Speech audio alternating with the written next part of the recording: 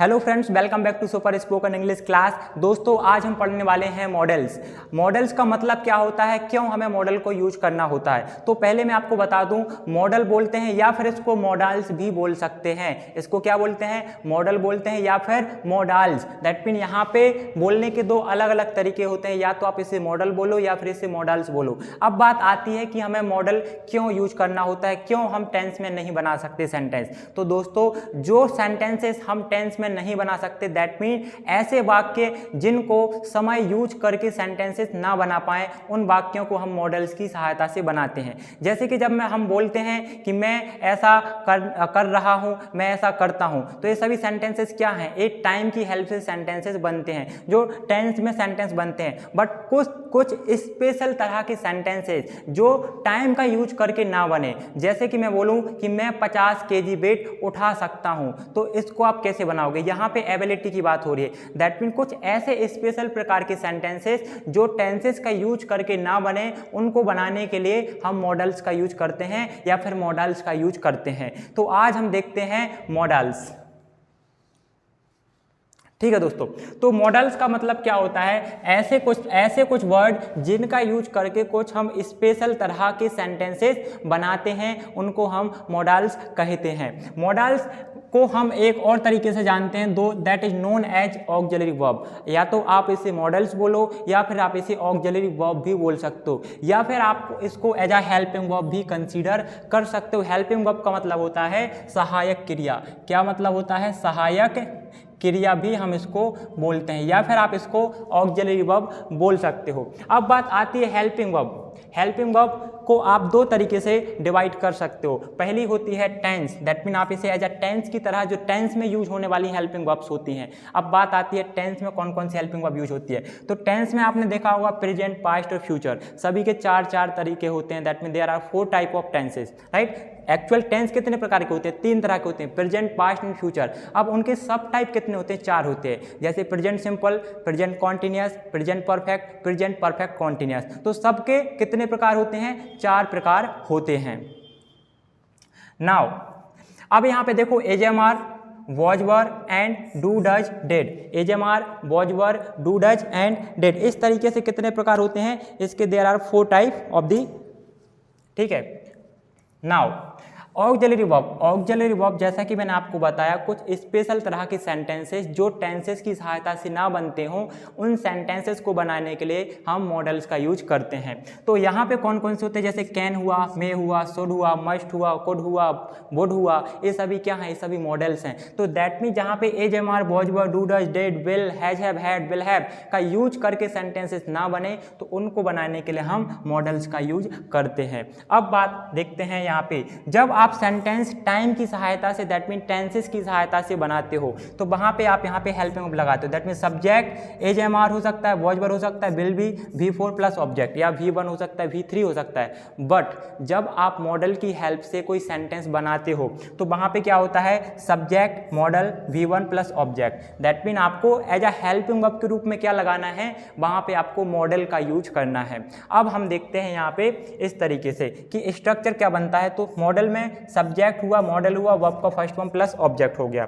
अब यहाँ पे हमें पढ़ना है पहले आज कौन से, can and may, should and must. इन चारों मॉडल्स को आज हमें देखना है कि इनमें क्या यूजेस होते हैं, क्या डिफरेंस होता है आपस में। तो कैन का क्या मतलब होता है, कैन का मतलब होता है सकता। यदि मैं आपसे बोलूं कि मैं इंग्लिश बोल सकता हूं, मैं 50 केजी वेट उठा सकता हूं, मैं वहां जा सकता हूं, आप खाना खा सकते हैं, आप मोबाइल चला सकते हैं, कोई कुछ कर सकता है, बारिश हो सकती है, बारिश नहीं हो सकती है, राइट। आप अच्छे हो सकते हो, आप बुरे हो सकते हो। तो इन सभी सेंटेंसेस को बनाने के लिए लास्ट में क्या रह सकता है। अब बात आती है सकता है, तो हम क्या यूज करें। तो सकता है, दैट मीन हिंदी में इसको बोलने के लिए इंग्लिश में हमारे पास 3 वर्ड हैं। पहला हुआ कैन हुआ, मे हुआ एंड माइट हुआ। Can, may and might. The question is that where do we have to use of can, where do we have to use of may, where do we have to use of might। कहाँ can लगाना है, कहाँ मे लगाना है, कहाँ पर might लगाना है, वो अभी हम देखेंगे। उसी तरीके से यदि आपको शुड दैट मीन चाहिए, यदि मैं आपसे बोलूँ चाहिए, मुझे खाना खाना चाहिए, आपको देश की सेवा करनी चाहिए, आपको पेरेंट्स की बात माननी चाहिए, आपको इंग्लिश बोलनी चाहिए, आपको कुछ काम करना चाहिए, तो जो चाहिए वर्ड है हिंदी में चाहिए, चाहिए के लिए इंग्लिश में हमारे पास अलग अलग वर्ड हैं, जैसे कि शुड का मतलब चाहिए, मस्ट का मतलब भी चाहिए, ought to का मतलब भी होता है चाहिए, want हमने want पढ़ा है, want का मतलब भी होता है चाहिए। इसी तरीके से need का मतलब जरूरत या आवश्यकता, या फिर आप बोल सकते हो चाहिए। तो ओवरऑल हमारे पास यहाँ मल्टीपल वर्ड्स हैं चाहिए के लिए। कितने वर्ड हैं? We have multiple word for चाहिए। तो चाहिए के लिए हमारे पास मल्टीपल वर्ड हैं। अब the question is that where do we have to use of these words और दीज मॉडल्स, इनका कहाँ यूज करना है। तो अब हम इनको समझते हैं कि कहाँ पे किसका यूज करना है। जैसा कि आप यहाँ पे देख पा रहे हो, फर्स्टली आई रॉट, कैन और मे। अब इन दोनों में हम कंपैरिजन करेंगे और देखेंगे कहाँ कैन लगाना है, कहाँ पर मे का यूज करना है। दोनों का मतलब क्या होता है? सकता है। कैन का मतलब सकता है, मे का मतलब भी सकता है। जैसे मैं बोलूँ कि मैं खाना खा सकता हूँ, राइट, या आप खाना खा सकते हो, वह ऐसा कर सकता है, वह ऐसा नहीं कर सकता है। तो कैसे पता चलेगा कि कहाँ हमें मे लगाना है, कहाँ पर हमें कैन लगाना है? हाउ, कैसे? तो देखते हैं। तो कैन का जब हम बात करते हैं कि where do we have to use of can, तो जब भी एबिलिटी की बात हो, एबिलिटी दैट मीन आपके अंदर कुछ एबिलिटी है, एबिलिटी दैट मीन योग्यता, आपके अंदर या किसी के अंदर कोई एबिलिटी है, योग्यता है, तो वहाँ पे आप कैन का यूज करोगे। जैसे कि मैं सेंटेंस के लिए आपसे बोलूँ, सेंटेंस में हम बोलूँ आई कैन स्पीक इंग्लिश, या मैं 50 kg वेट उठा सकता हूँ, I can lift 50 kg, I can lift 50 kg, you can lift 50 kg, right? You can beat him, आप उसे पीट सकते हो। दैट मीन आपके पास वो एबिलिटी है, आपके पास वो साहस है कि आप उसे पीट सकते हो। तो वहाँ पे हम क्या लगाएंगे? कैन का यूज करेंगे। That mean for ability. The second thing, possibility. Possibility का मतलब होता है कि यदि if there is a possibility, कुछ कर दैट मीन कुछ कर सकते हो, इसकी पॉसिबिलिटी है। जैसे मैं आपसे बोलूं कि आप मेरे घर पर आ सकते हो, आप क्लास ज्वाइन कर सकते हो, आप खाना बना सकते हो, तो यहाँ पे क्या है? पॉसिबिलिटी की बात हो रही है। तो possibility that mean he can come at home, there is a possibility कि वह घर पे आ सकता है। आप बोल रहे हो कि वह क्या कर सकता है? वह घर पर आ सकता है, तो उसके लिए आप यहाँ पे यूज करोगे कैन का, ही can come at home. Next, informal permission. For example, आप अपने दोस्त के घर गए, आप अपने दोस्त के घर गए और आपने अपने फ्रेंड की मदर से पूछा कि भाई राहुल कहाँ है, तो उनकी मदर बोले कि राहुल रूम में है। आप ऊपर गए और आपको जब एंटर करना है, जब आपको उसके रूम में एंटर करना है, तो क्या आप डोर नॉक करोगे? यस, हो सकता है कि आप करोगे या ना भी करो। यदि करोगे तो आप इनफॉर्मल तरीके से बोलोगे कि कैन आई कम इन, क्या मैं अंदर आ सकता हूँ। अब यहाँ पे आप मे का यूज नहीं करोगे क्योंकि वो आपका दोस्त है। आप मे का यूज करोगे जब आपसे कोई बड़ा हो, आपसे कोई सीनियर पर्सन हो या रिस्पेक्टेड पर्सन हो जिसकी आप रिस्पेक्ट करते हो, तो वहाँ पे आप मे लगाओगे। बट चूंकि राहुल आपका फ्रेंड है तो आप क्या बोलोगे? कैन आई कम इन, क्या मैं अंदर आ सकता हूँ? Can I come in, can I speak, right, can I operate your mobile, क्या मैं तुम्हारा मोबाइल चला सकता हूँ, राइट। तो इस तरीके से आपको कैन का यूज करना होता है जब भी बात आती है इनफॉर्मल परमिशन की। तो कैन में हमारे पास 3 कंडीशंस हैं, ability, possibility, informal permission. Now we have to see may. May का यूज कब होगा? यदि कैन का यूज आपने एबिलिटी के लिए यूज करा, पॉसिबिलिटी के लिए यूज करा, इनफॉर्मल परमिशन के लिए यूज करा, then when do we have to use of मे।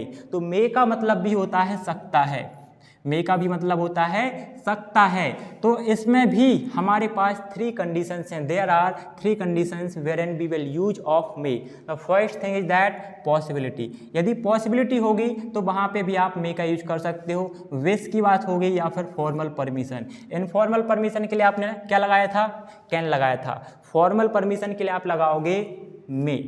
अब हम देखते हैं इसके एग्जाम्पल की कहाँ लगाना है, कहाँ पर नहीं लगाना है। तो जैसा कि आप यहाँ पे देखोगे, मे यू विन, दैट मीन आप जीत सकते हो, आप जीत सकते हो। मे गॉड ब्लेस यू, क्या बोलते हैं? May God bless you. तो क्या हुआ? विशिंग हुआ। May God fulfil your all wishes, right. May God, आप यहाँ पे देखो, may God keep you healthy, may God keep you healthy, may God bless you, may God give you lot of money. तो यहाँ पे क्या बात हो रही है, विशिंग की बात हो रही है कि यहाँ पे आप विश कर रहे हो। पॉसिबिलिटी में may you win, right, may you reach, तो इस तरीके से may you reach, right, like this. Then formal permission, formal permission का मतलब होता है यदि कोई आपसे रिस्पेक्टेड पर्सन है, कोई सीनियर पर्सन है जिसकी आप रिस्पेक्ट करते हो, तो वहाँ पे आप कैन का यूज करोगे, नहीं करोगे, वहाँ पे आप सिंपली मे का यूज करोगे और सेंटेंसेस बनाओगे। जैसे कि मे I come in, may I come इन, आप स्कूल जाते हो, कॉलेज जाते हो, कहीं भी जाते हो, तो आपसे कोई यदि रिस्पेक्टेड पर्सन होता है, सीनियर पर्सन होता है, तो आप वहाँ पे क्या बोलते हो, बोलते हो may I come in sir, may I come in ma'am, may I go there, may I come in, इस तरीके से बोलते हो कि नहीं बोलते हो, यस बोलते हो। तो आपको क्या यूज करना है, मे का यूज करना है। तो आपको समझ में आया, फॉर्मल परमिशन के लिए कैन लगाओगे, फॉर्मल परमिशन के लिए आप लगाओगे मे। तो इनमें दोनों में यही डिफरेंस होता है। और एग्जाम्पल की बात करूँ, जैसे मैं बोलूँ I can go there, right? I can speak English, I can learn English, I can teach English, right? I can operate mobile, I can not operate mobile। इस तरीके से हम इसके 6 फॉर्म भी बना सकते हैं।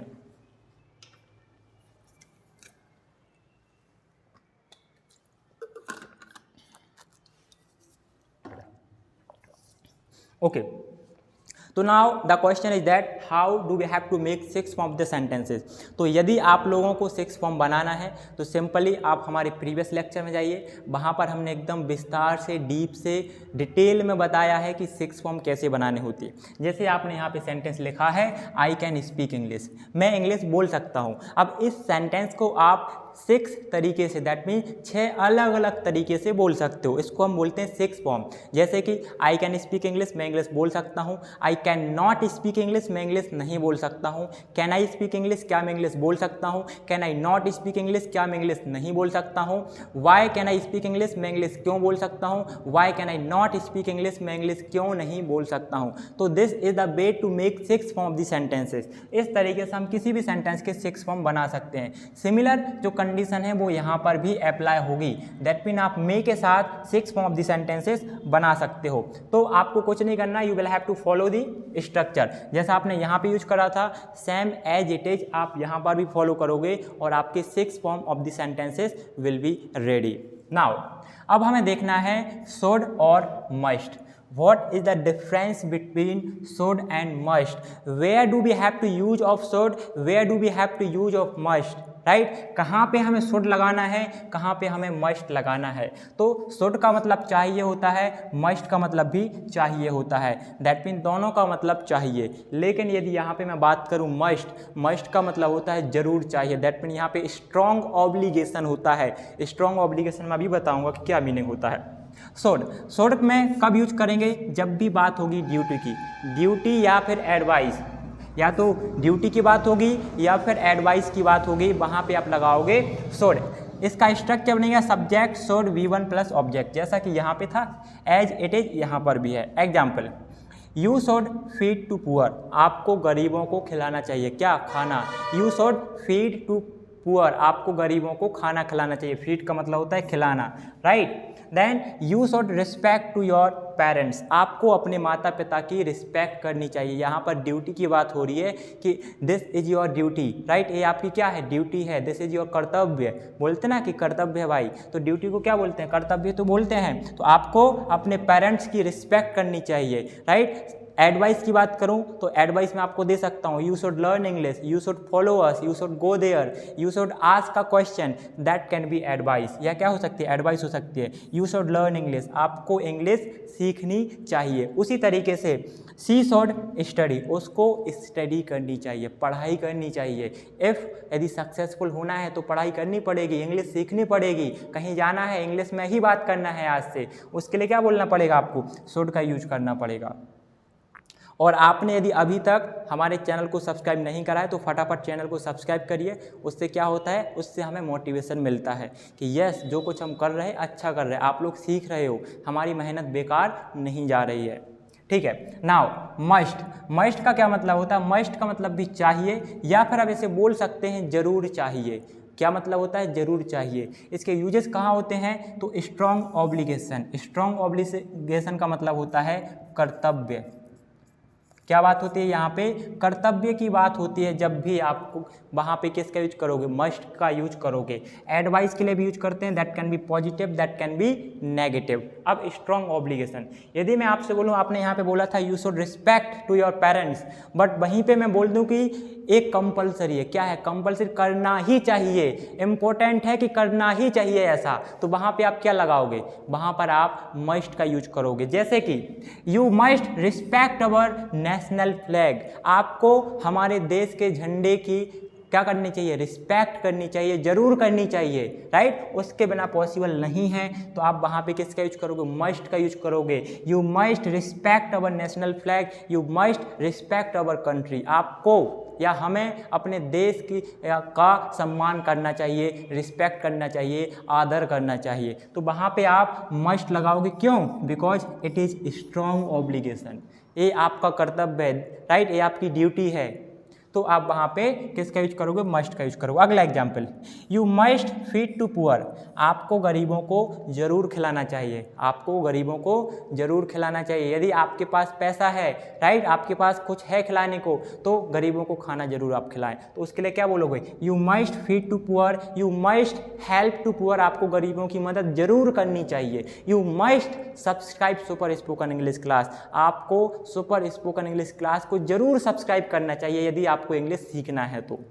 देन नेक्स्ट, अब यहाँ पे देखते हैं एडवाइस। एडवाइस कैसी हो सकती है? पॉजिटिव हो सकती है और नेगेटिव हो सकती है, या तो पॉजिटिव होगी या फिर नेगेटिव होगी। जैसे कि यहाँ पे देखो, you must not spite, you must not spit on the road, आपको रोड पर नहीं थूकना चाहिए। You must not spit on the road, आपको रोड पर नहीं थूकना चाहिए। ये क्या है? एडवाइस है भाई, आपको ऐसा नहीं करना चाहिए, दैट इज रॉन्ग, वो गलत है, राइट। अगला, यू मस्ट नॉट एब्यूज, आपको गाली नहीं देनी चाहिए। यू मस्ट नॉट एब्यूज, आपको गाली नहीं देनी चाहिए। तो this is the way to make the sentences and this is the there is a difference between should and must, can and may. इस तरीके से आज हमने देखे हैं 4 मॉडल। यदि आप लोगों ने अभी तक इनको अच्छे से नहीं करा है तो ये लेक्चर आपके लिए ही था। आपको इसको याद करना है, नोट बनाना है। साथ ही साथ यदि इसकी प्रैक्टिस शीट सॉल्व करनी है तो आपको क्या करना पड़ेगा? आपको हमारा व्हाट्सएप ग्रुप ज्वाइन करना है। वहाँ पे क्या होगा? इसकी हम प्रैक्टिस शीट वहाँ पर अपलोड करेंगे। उस प्रैक्टिस शीट के अंदर 60 क्वेश्चन होंगे, दैट मीन्स 60 क्वेश्चन होंगे अलग अलग तरीके से, साथ ही साथ उसके आंसर भी होंगे। तो आपको वो प्रैक्टिस शीट सॉल्व करनी है ऑन द डेली बेसिस। हम डेली एक लेक्चर अपलोड करते हैं, डेली वहाँ पे प्रैक्टिस शीट अपलोड करते हैं। साथ ही साथ बहुत सारे नोट्स पीडीएफ फॉर्म में हम अपने व्हाट्सएप ग्रुप में शेयर करते हैं, जो आप अपनी गैलरी में स्टोर कर सकते हो बहुत ही आसानी से। तो जल्दी से आप इसका स्क्रीनशॉट लीजिए, then we will discuss.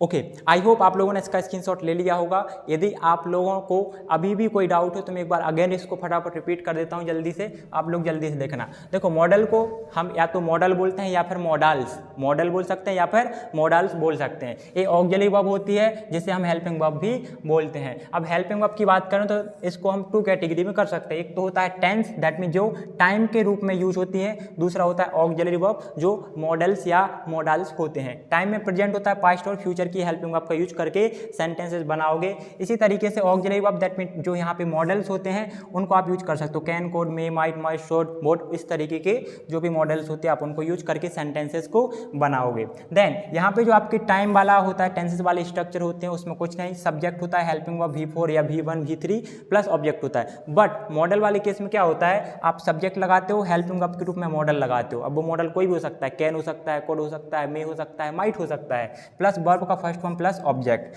Right. अब जैसे सकता है, तो सकता है के लिए हमारे पास क्या है, 3 हमारे पास क्या है, मॉडल हैं। जैसे कि मे हो गया, कैन हो गया और माइट हो गया। तो कैन, मे, माइट हमारे पास 3 अलग अलग मॉडल्स हैं एक वर्ड के लिए, दैट मीन सकता है। उसी तरीके से चाहिए, चाहिए के लिए हमारे पास मल्टीपल मॉडल हैं, जैसे कि शुड हुआ, मस्ट हुआ, ऑट टू हुआ, वांट हुआ, नीड हुआ। इन सभी का मतलब क्या होता है, चाहिए होता है। नाउ कैन और मे में क्या डिफरेंस है? कैन का यूज आप इनफॉर्मल परमिशन के लिए करते हो, मे का यूज आप फॉर्मल परमिशन के लिए करते हो। इसका कैन का यूज होता है एबिलिटी के लिए और मे का यूज होता है पॉसिबिलिटी और विश के लिए करते हैं, जैसे कि I can speak English, you may win, इस तरीके से। शुड और मस्ट में क्या डिफरेंस होता है? शुड का मतलब चाहिए, मस्ट का मतलब हो सकता है जरूर चाहिए। शुड का मतलब हो सकता है एडवाइस के लिए, मस्ट का मतलब होता है स्ट्रॉन्ग ऑब्लिगेशन के लिए हम यूज करते हैं। तो इस तरीके से आज हमने चारों के चारों क्या देखे हैं? मॉडल्स देखे हैं। अगले लेक्चर हम आने वाले दूसरे मॉडल्स देखेंगे। यदि आप लोगों को वीडियो अच्छा लगा हो तो अपने दोस्तों के साथ जरूर शेयर करिए, उनको बताइए कि यहाँ पर 60 डे चैलेंज लेकर आए हैं हम आपके लिए। दैट मीन अगले 60 दिनों तक डेली बेसिस पर इसी तरीके से एक लेक्चर आएगा, बेसिक से लेके एडवांस तक हम सारे ग्रामेटिकल टॉपिक आपको वहाँ पर पढ़ाएंगे एकदम फ्री ऑफ कॉस्ट। तो thank you so much for watching this video.